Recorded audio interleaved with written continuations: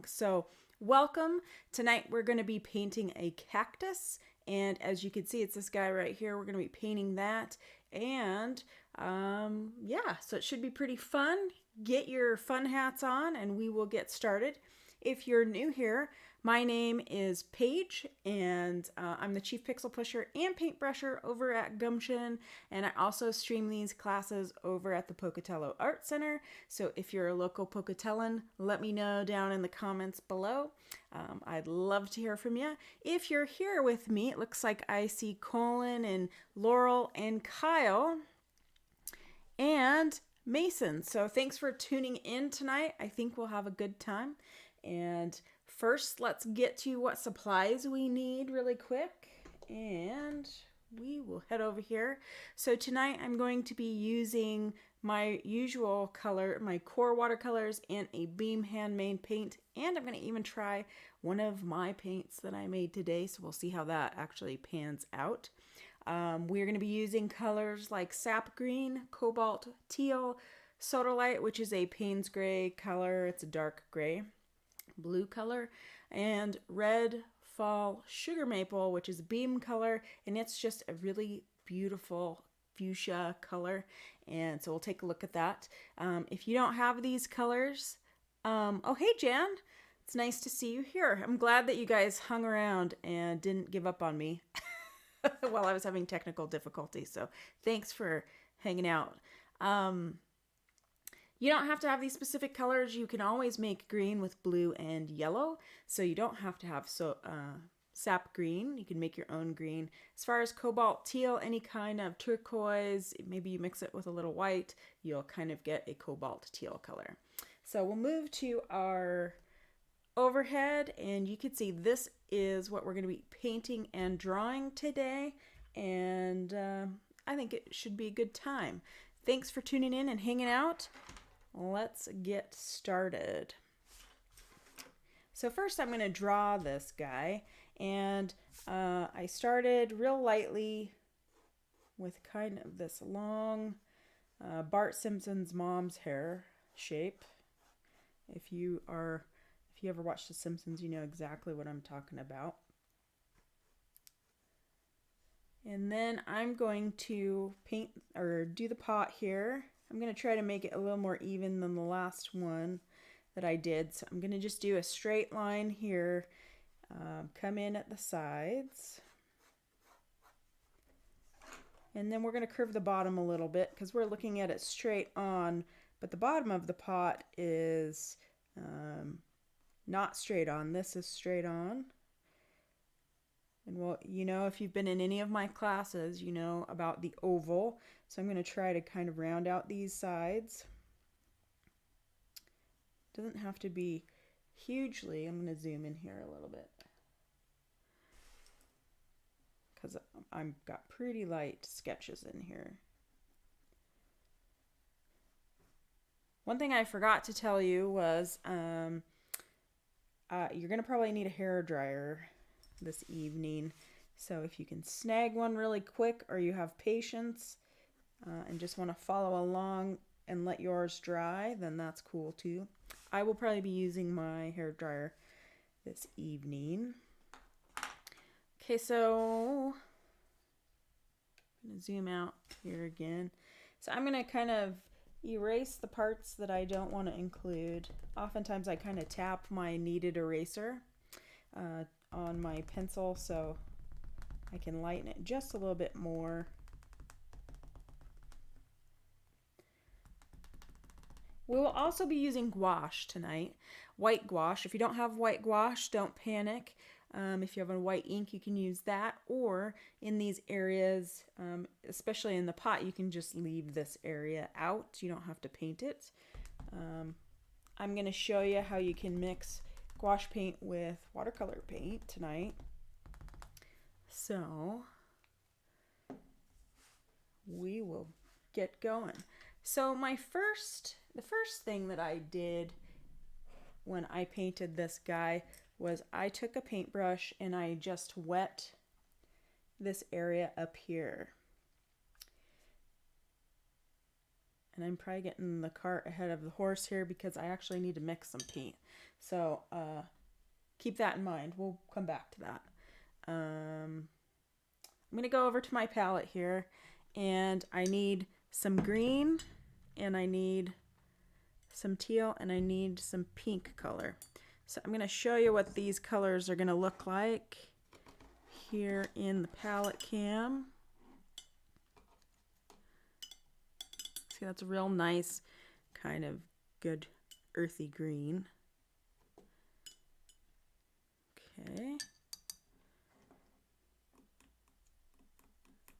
Okay, and then I'm going to do my teal over here. This is an opaque or more opaque kind of paint, I think, which is fast becoming one of my favorite colors. Then I'm going to take, this is my beam paint. Now if you have any kind of rosy color, it does not have to be the same as mine. If you have a favorite coral color or rosy red or even a hot pink, you can use that. I'm going to just test my hot pink tonight because why not? Oftentimes hot pinks or fluorescent pinks don't have a lot of light fastness, so that means that they don't stand up to the test of time. If they're in bright light, they fade. Kind of like red hair color and all that business. So that is that color, and then I'm gonna just, my paint is still a little wet, as you can see here. Just gonna put some in here. Just for fun, why not, right? See how fluorescent that is? It's pretty rad. It's one of my favorite paint colors.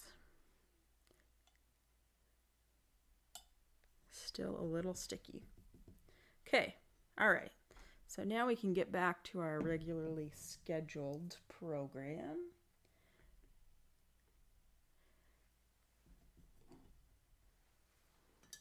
Okay, so my water dried. That's okay. We can come back in here, and in this cactus area, we're just going to wet this. We're going to do a little wet and wet action tonight. And I appreciate all you guys being here. Last week I had to miss. I was in the midst of a big mural project and trying to really get it done this week. And I'm happy to say that I've wrapped it up and it is done. Okay, so you can see we have 5 quadrants here. And basically what we're doing is we're going to kind of be drawing with paint. So I'm dipping into my sap green, and they don't have to be perfect, so if it doesn't turn out the way you think it should, don't panic. So as you can see, I'm drawing that green down. So this is one quadrant, and then I'm going to come over here with the green.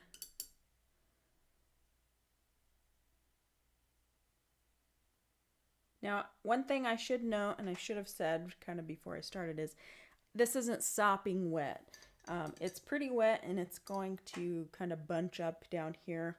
But just use your judgment with your water and do the best that you can. So now I'm going to dip into this, this teal color, kind of moving to the side of the green. What we're doing is we're going to let the watercolor work its magic here.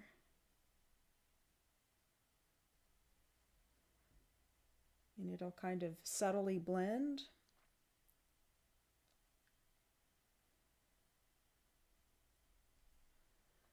Yeah, so it's starting to look like a cactus. What do you think, guys? Okay, now I'm gonna go in with my pink. Now the one thing about this cactus is it has some pinks and a little darker tones, maybe even a little purple up here and along the spines. So I'm gonna just kind of drop in some pink, some of my hot pink. This probably will dry lighter, as watercolor does. Kind of take it along the outside. Now, if you're really determined to have a psychedelic looking cactus, you can do that. It is your cactus after all. Okay, so I've dropped in my hot pink now. I'm going to go in with this beautiful fall sugar maple color from Beam. It doesn't spread quite like my QoR paints do, but she creates these beautiful pigments. So you can see it's a little darker here. And we'll come back, don't worry, we'll add more of these colors. Whoops. We'll add more of these as we go along to define this.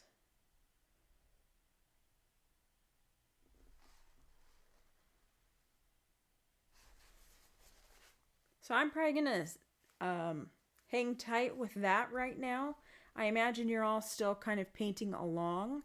So I am going to mute my microphone and get my hairdryer out and dry this. So you have a little time to paint yourselves if you're still working at it. If not, and you're just watching, well, that's cool too.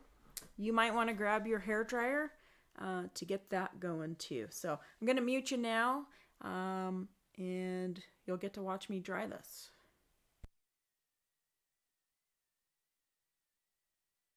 One thing that I should note here is that I'm using a hairdryer that has a diffuser, and you don't have to have a diffuser. Just be careful as you're blowing air onto your paint, because I have many times sprayed paint across the page on accident and had to work around that. So okay.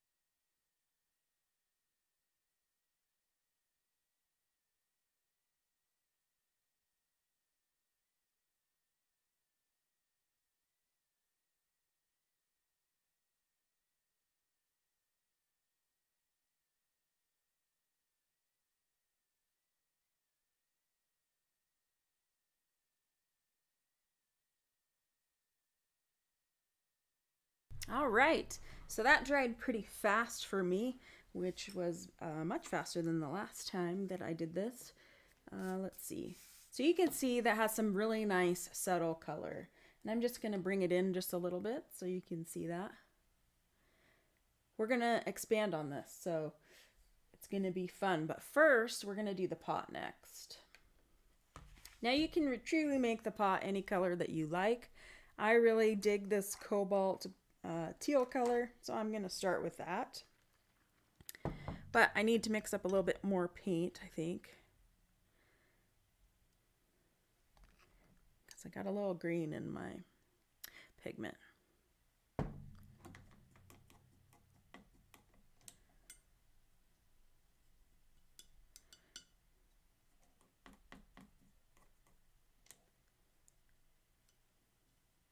So I got a couple of, I've been using this thing called a paint puck for a while.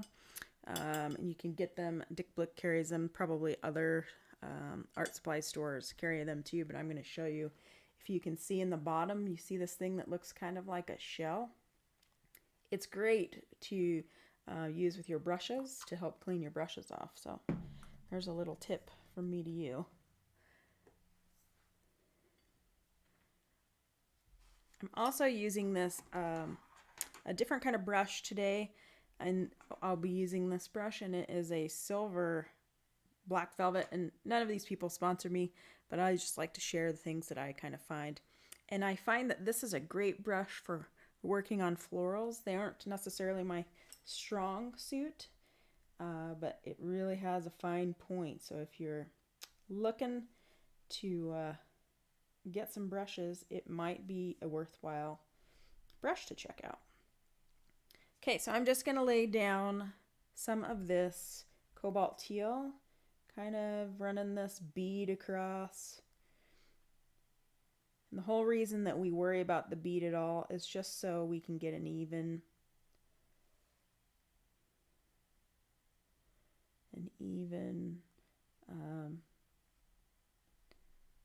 what am I trying to say? Even paint here. So when you move that bead across, it doesn't leave any marks in your painting. Sometimes if you find that you have a lot of marks in your painting, it can be because you might not be using the right size brush. Maybe you need a bigger brush. Or because you're still learning the art of working with the bead. Okay, so I have got down my pot. I'm going to do a little bit of lifting here. And I'm taking a dry brush here. And I am going to try to see if this will lift a little bit with this dry brush. So as you can see, it lifts a little bit. You can also wet it. And I dab it on a little paper towel, and you can kind of scrub back and forth, and it will lift paint. Some paints lift better than others, kind of depends on if they're staining or not. And you can see that this gives us a little bit of a lip for our pot.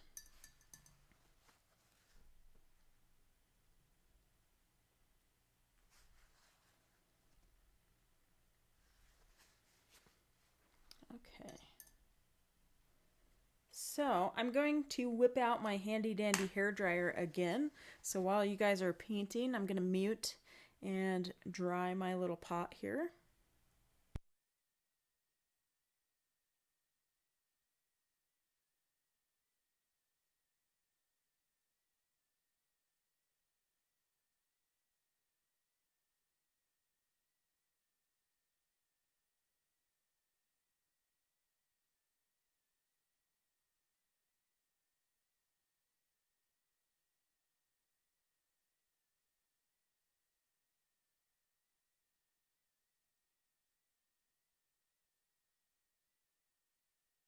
So one thing I'd like to ask you guys, how's the speed going? Am I going too fast for you this evening? Let me know in the comments. Okay. Okay, well, let's see. So I have a brush that I like to use. And this one's a really small brush, and I'm going to go in and define kind of these areas in where it's darker green a little bit. If I'm going too fast for you, let me know. I'm going to hit my sap green again. And I will say, if your cactus mixed all together and it doesn't look exactly like this, that's okay. We're going to be drawing painting tonight, and you can fix that if it doesn't quite look like anything yet. So you can see I'm going to start kind of at this point right there, and I'm going to move down along this ridge here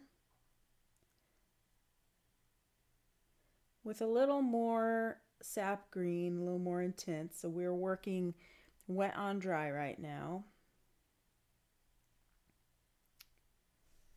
And I might soften this edge, so I'm dipping my brush in a little water and going along the edge here. It looks like it's going to have a pretty solid line there, but that's okay.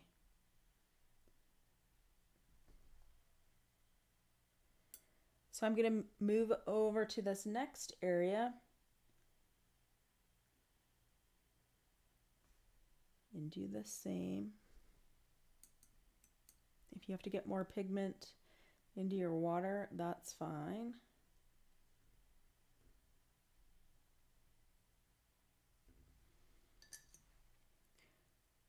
I'm dipping my brush in a little bit of water. I'm going to kind of try to soften this edge here.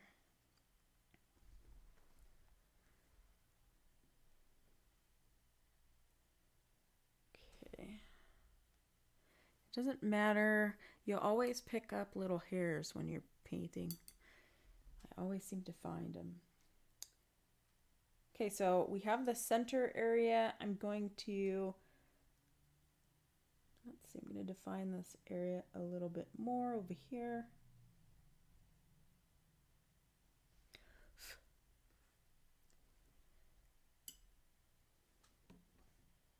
If you have pets, it doesn't matter, you're going to have pet hair. Whoops.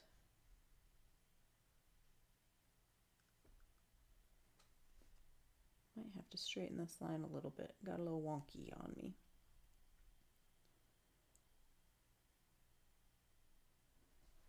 Okay. And one more trip around over on this side.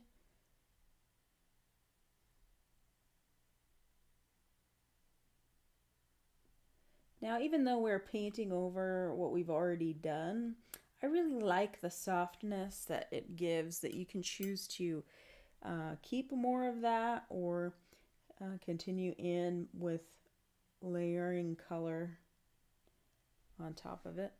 I just kind of love the effects that you get with watercolor.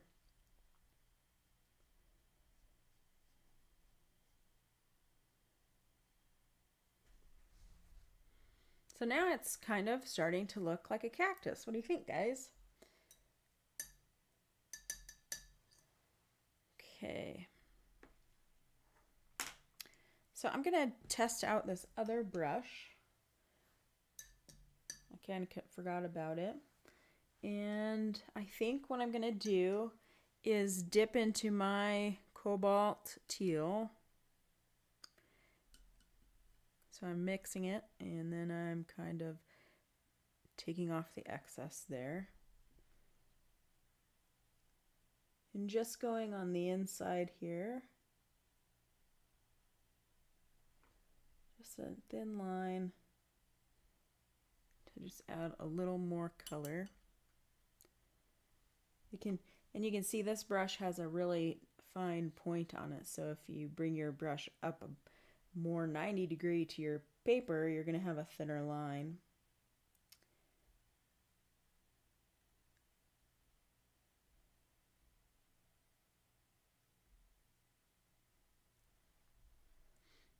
Nice.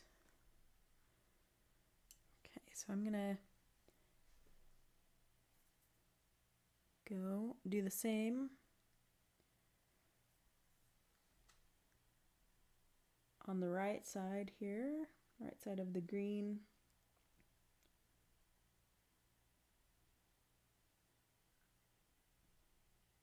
And lift.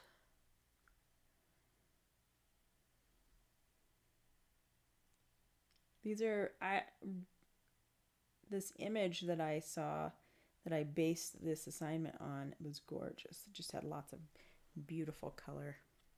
And I'm sure, Jan, you've spent a lot of time in the desert and you know all about the beauty of the desert. You probably have some great imagery.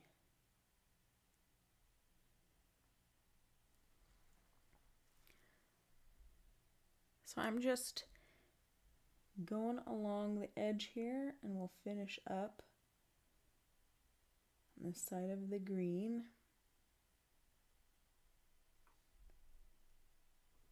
All right.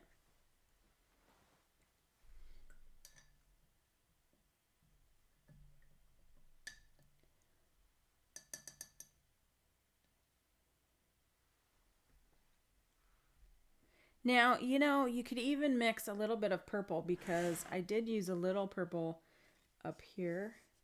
We're going to go in with our rose colors next, but keep that in mind if you'd like to darken up some areas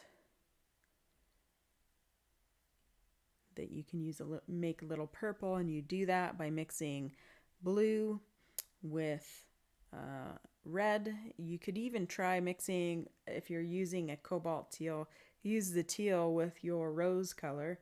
Sometimes you can get some really pretty purples there. So it's a little bit rosier up at the top here, And I'm just gently going to add some of this rose. If you saw my review on Beam Paints, or even were in my one of my last classes, she's a gal in Canada who makes her own paint. She learned to make paint from her dad, and they use resources on their land to make their own paint, and it's really nice, and it smells wonderful. So you can see in these spaces between the green strips that we did at the top, this is where I'm adding some of this rosy, I'm going to add some of this rosy color.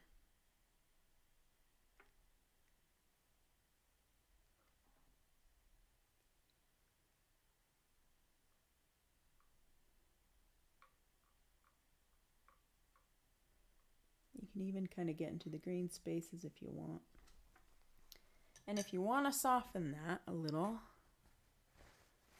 you can just tab or pat your brush on a paper towel and you can kind of soften that edge there. I'm a big fan of softening edges, but there are many talented watercolorists who like hard edges and use them to their advantage. So paint at your own desired technique there. And I think I want to use some soft pink in these areas because they look really light now. So I am going to go back to my neon pink. If you're using a rose color, I would recommend just diluting your pink a little bit with a little extra water. And you can do that. Really, I just want to test out this paint.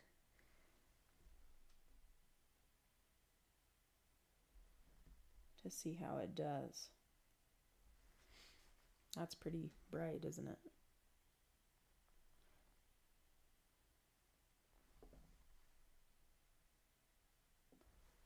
So then I can dip it in some water,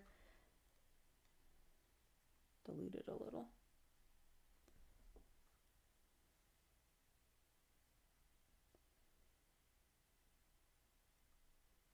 So one thing I did notice with this cactus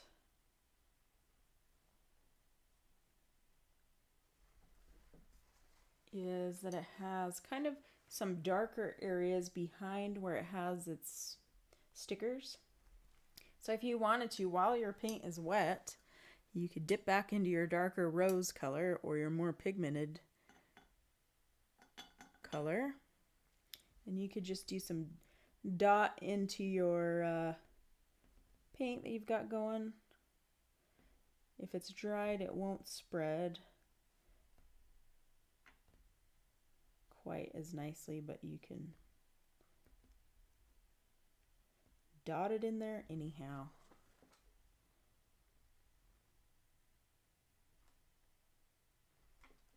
Whoops. Or dot it just outside the lines. That's okay.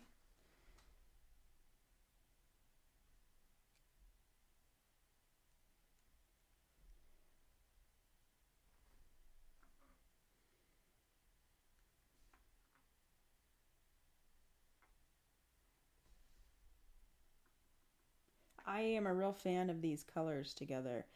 I love reds and teal together. It's just gorgeous together. Okay, so it's starting to look a lot like a cactus. I'm going to let this dry up top a little bit, and I'm going to move down to our pot a little bit here. If you have any oranges or brown, in this pot I used a little brown below, so I think I'm going to do that. And it can be any brown. It could be a neutral brown. If you don't have a brown, you don't have to do it either.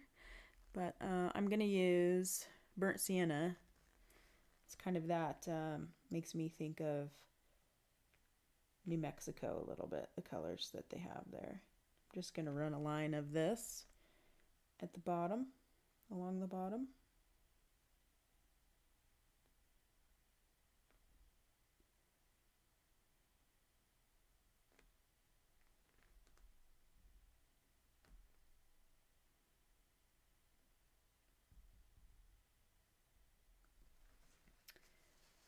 Just adds a little something to the bottom. Now normally I would say we need to put a shadow under this, but for this lesson I'm not going to do that. And I want to give this a little bit more dimension, so I'm going to take and darken the sides. Now I have what's called Sodalite, which is a kind of a dark blue gray. Can you see that? So if you have something like that on your palette, you can use that, or Payne's gray.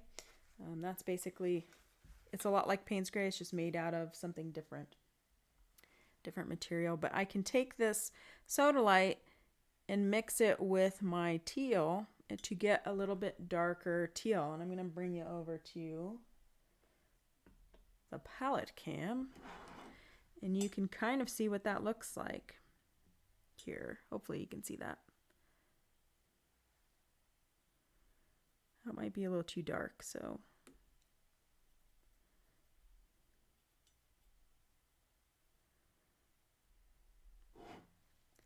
we'll see how that looks. I may need to dilute this a little bit. We'll see.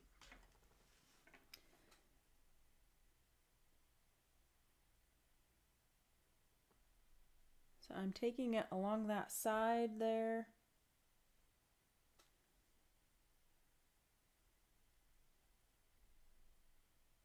A little bit here. I'm gonna soften the edge here.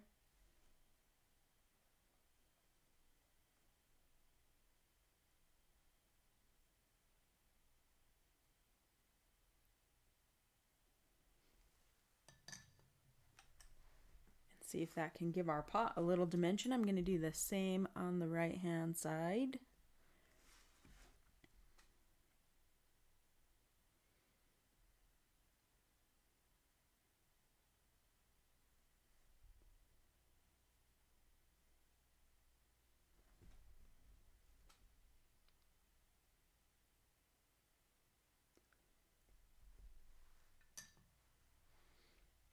Just going to soften that a little bit too. Got a hair in there. Okay.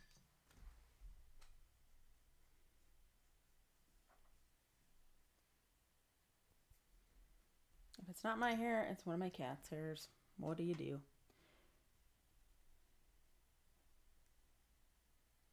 I'm just not liking how that line is kind of backwashing, so I'm just trying to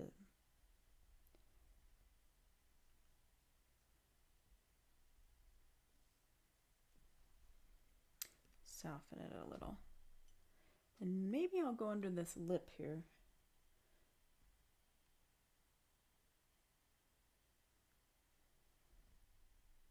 You could put dots on your pot if you want. Can really make it festive. I'm gonna kind of go along this top line, excuse me.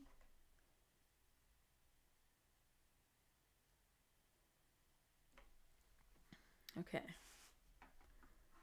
So for now, that's probably good for my pot. I want to go back to defining my cactus a little bit more. So you can see I have some darker colors in here. We talked about this purple a little bit. And I use Sodalite here with a thin brush. So I'm going to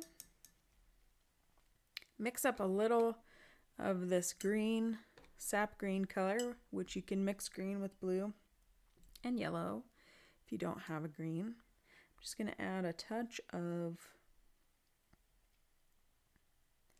Sodalite in there.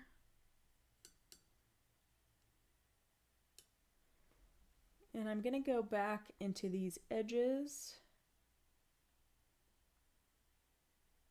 And what you'll notice is with this brush, I can go very thin. And then when I press on the brush a little bit more to the paper, it widens out. And then you can lift. There.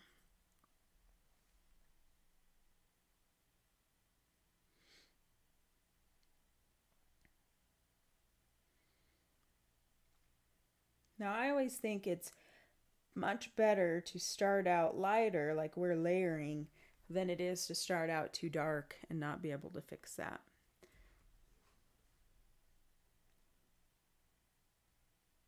And that has more to do with your pigment to water ratio. And there's kind of a sweet spot in there where there's not too much water, not too much pigment. And you kind of learn that after you've been working with watercolor a little bit. You'll find your stride there.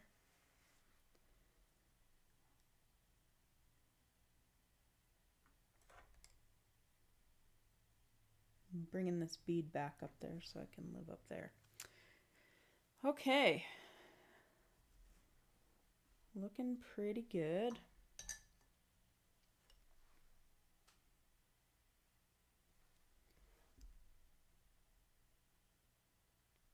So I'm going to mix a little bit of purple, and I'm going to do that. I actually have a convenience color purple, but I think for this class maybe we can mix a purple. So let's go to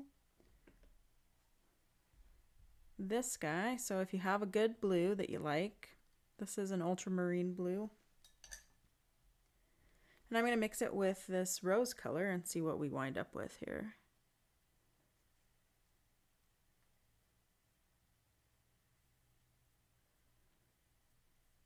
And that's a pretty warm purple. I think I like that.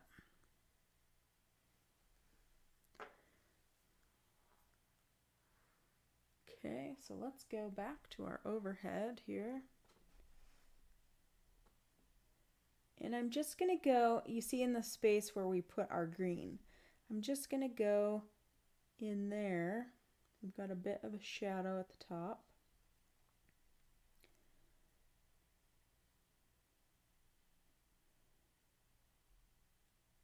And I'm going to try to move quickly because I'm going to want to probably soften this up a little.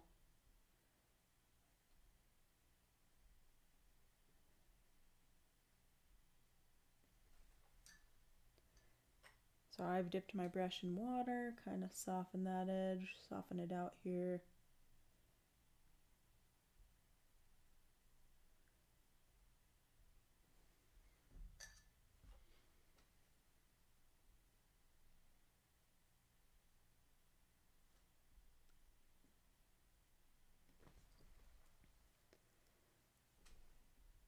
You could even draw it down a little,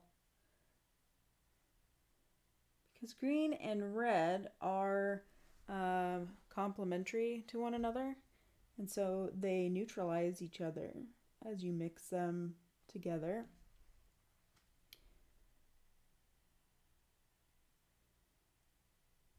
So if you want to, you can draw it down.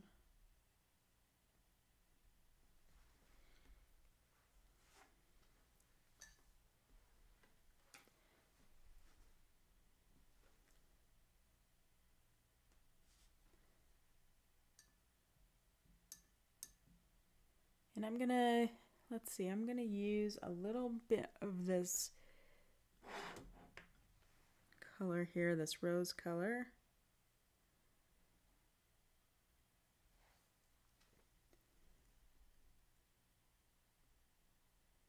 And define this outer line a little bit.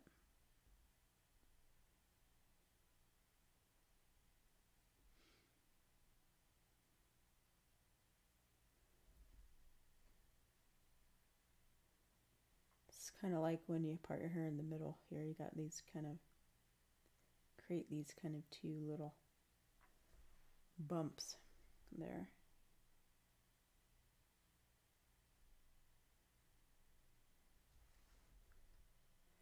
You could even add, like here, I've got quite a bit of this color here. You could even go back into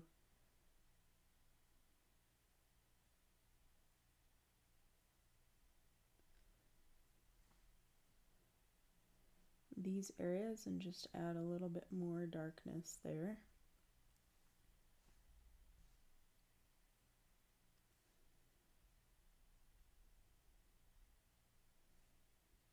Have fun with it.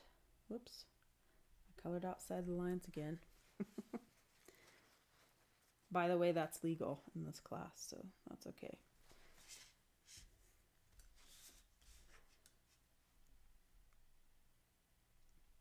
So I'll ask you guys, maybe you can tell me, do you find it helpful to see this, the finished piece next to the piece that we're working on? Let me know.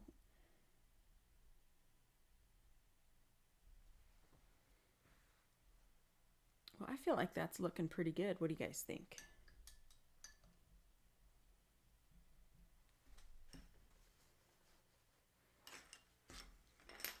So I'm going to let that dry. Now you can, if you really want to create even more definition, you can go in with that darker color. You could use a dark purple. You could use the Sodalite and create a thin line here. But as I'm looking at this, I'm kind of enjoying how this is turning out on this side. So I might just leave that the way it is and let it dry. And then we are not done yet because we still need to add in our little spiky areas here. You're going to need either a fine point or a smaller brush. So I have lots of these tiny little brushes that I really enjoy. I think tonight I'm going to try to use this pointed tip. Many of you probably don't have those tiny brushes. So we'll see how we can do with this tiny tip that we have. I am going to quickly grab my hair dryer, so I'm going to turn the mic off and you guys just keep painting along and I will be right back.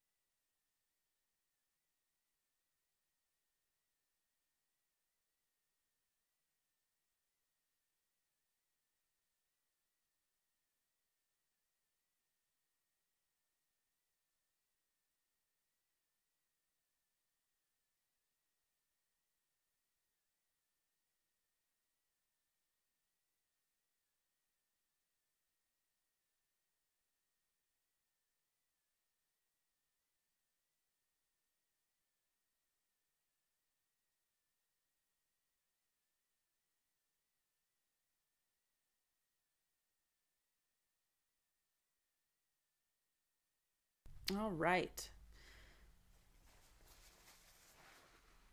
So while, you might be catching up with me here, so I'm just going to show you this block of paper that I have.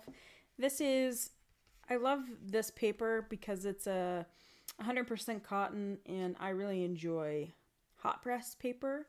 Cold press paper has more texture. Hot press is smoother, has less texture. It's really a preference thing. This paper sometimes can be a little spendy, so I kind of reserve these generally for little pieces or pieces that I'm working on that I'm gonna maybe make a sticker out of or make a painting out of, a print, because I think there's plenty of good watercolor paper that's great for practice. But the reason I show you this is because this block is a 5x7 and it is a block of pages. So you can see here, you just peel off your paper. But what's great about these is they make nice cards. You could do a little painting and then write on the other side of it and send it to somebody in an envelope and brighten their day. So know that they have things like this out there that is good paper that you could use to do that with. So I think now we're at 55 minutes, and I try to keep these classes to about an hour if I can. I think we're going to try to work with some gouache. If you don't have gouache, maybe you have a gel pen. You can use one of these. If you have one, you can use white ink. I have a tube of white gouache paint, and I plan on making some gouache. So for my in-person students, I want to be able to provide that to you so you have gouache, and I'm interested in learning that art of paint making as well. So if you don't have maybe if you have a colored pencil too, maybe you don't have gouache, you could use a white colored pencil. So we're going to do a couple things. Because we didn't paint a background for this guy, I added a little bit of Cobalt Teal to my white gouache paint to give it a color, so when you painted your little spikes, you could see that. So on the outside, we're going to use a light kind of blue color, and then in the inside we'll use that white color. Sometimes it takes a couple of applications to make it stand out. So you can see this isn't a tube. The great thing about gouache, it's very similar to watercolor. You can reconstitute it with water. For this application, I wanted to use it out of the tube because sometimes I feel like it's a little stronger if you can get a little more paint on your brush. So I'm dabbing that out so you can see that, what it looks like, its consistency. You're not probably going to need too much of this. So we can try to mix this a little bit with our teal. So I'm going to dab a little of this paint over on this side where I don't have anything.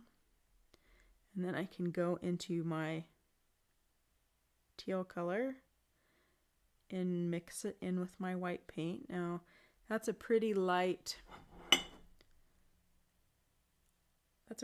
blue, so I'm going to just add a hair more and see what we can get here. Hopefully you can see that on the camera, yeah. And I think I grabbed the wrong brush. I did. So you're either going to want a thin brush or one with a good little point. So I may have to mix a little more paint.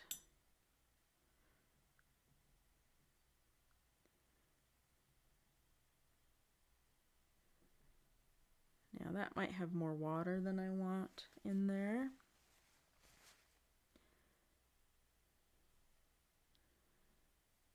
And that might be a little more blue than I want.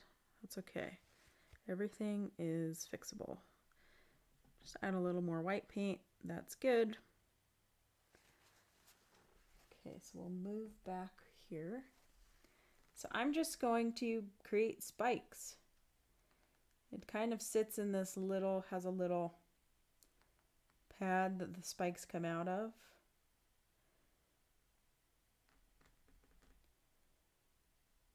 And just go along in these red spots and you can put in some spikes. They seem, when I was looking at the imagery, they seem to line up pretty nicely along each area here. So that's how I'm painting them tonight. And I would say that this brush is pretty good for doing some thin little spikes.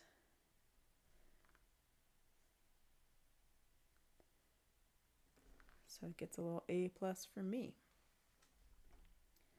And then of course you're gonna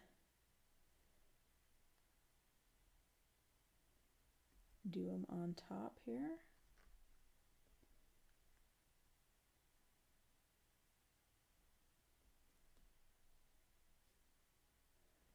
Now you might find that it doesn't seem dark enough, or the other paint below it's showing through. You might need to do another application of that if you're using gouache.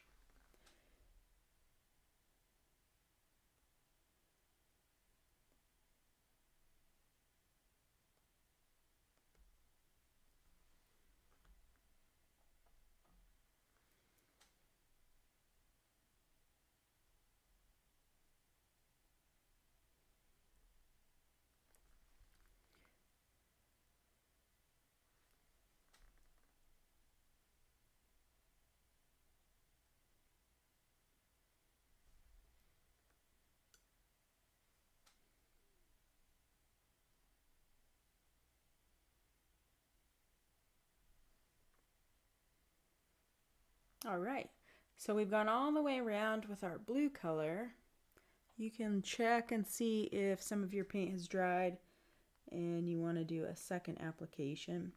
You can also add some of your white paint to this if you want to give it a little dimension.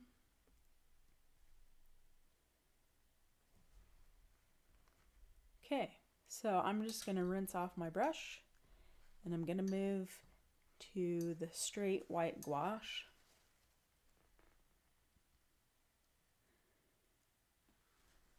And I'm going to start on the inner spikes, and they kind of are like a star. They kind of go all around.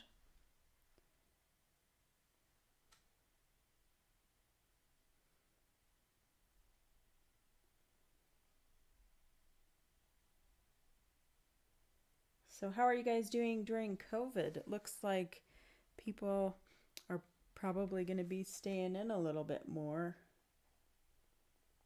Maybe. I've had a few outbreaks here. I was talking to a friend and we were doing some planning, and the one thing I think that COVID has done, it's made people to be a little more innovative with how they do things. Obviously, we're probably more dependent on being able to use Zoom and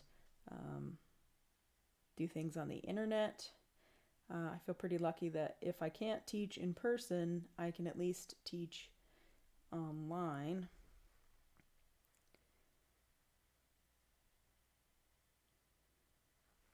But it's definitely different, you know, we're all kind of learning.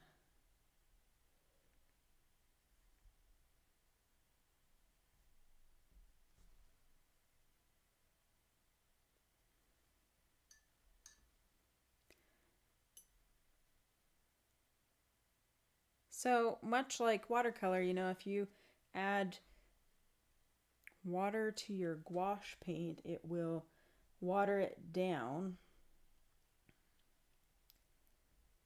and it won't be as vibrant per se.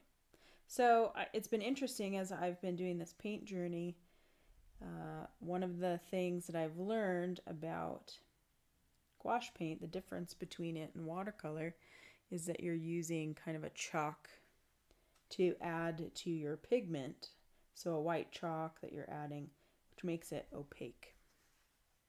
So it's not too different. You're still using the same kind of binders, I think, that you would use for watercolor, and that might be include gum arabic, honey, oxcal. So I thought that was interesting. So if any of you are interested in paint or the difference between paints, there you go. As I do more paint making, I'll probably make a video on the gouache part as well. And if you're interested in learning how to make your own paint, I did a video here this week actually on the process and what I learned in the process and how I'm making paint.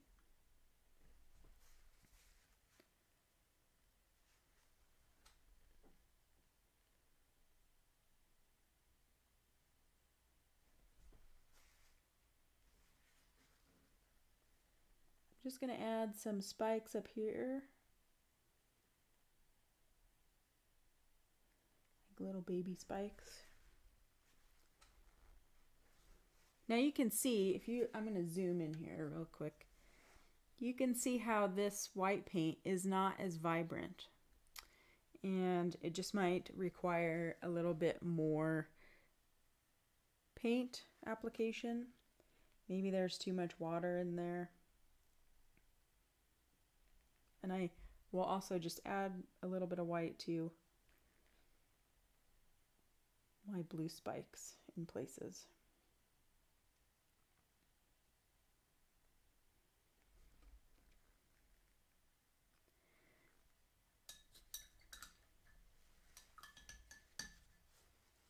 So I really like this brush. If anybody's really into art supplies, I'm gonna put it there so you can see it. And I'm moving in with a smaller brush to see if I can give a little more pigment in these areas here.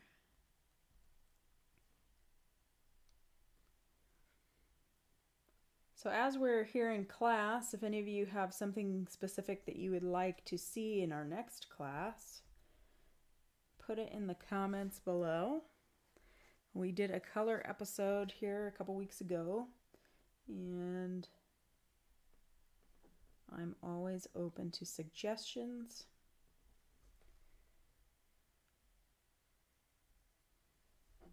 And actually I find it kind of fun and challenging when I have suggestions, so that's always good.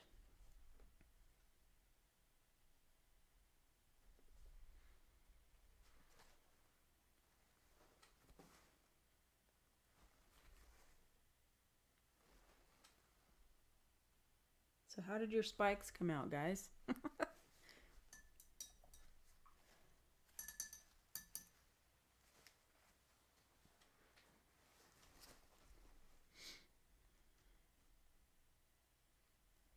Now you could add more to your pot if you would like. I'm probably just going to leave mine the way it is for now. You could add designs to it if you want. You can make a more of a gradation if you like. I'm probably just going to leave mine the way it is tonight, but yeah. So a couple of things before I let you go. If you have questions, please put them down below in the comments, and while I'm kind of waiting for us to catch up here, our feed's a little behind. Leave me some questions, or if you want to see something specific next week, let me know what that is. I love suggestions. A couple things that I want to cover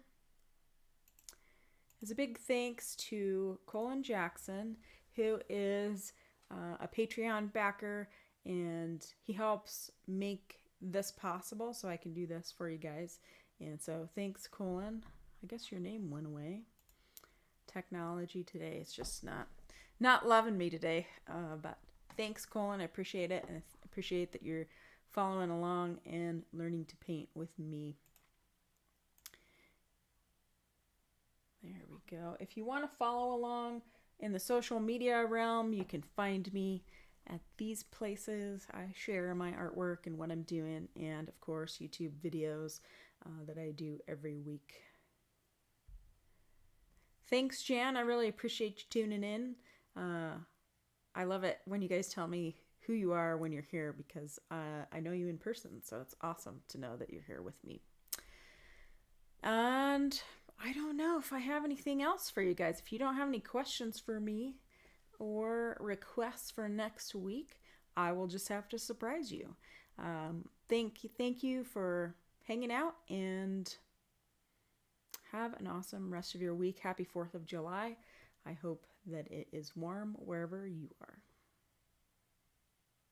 Until next time, I will see you later.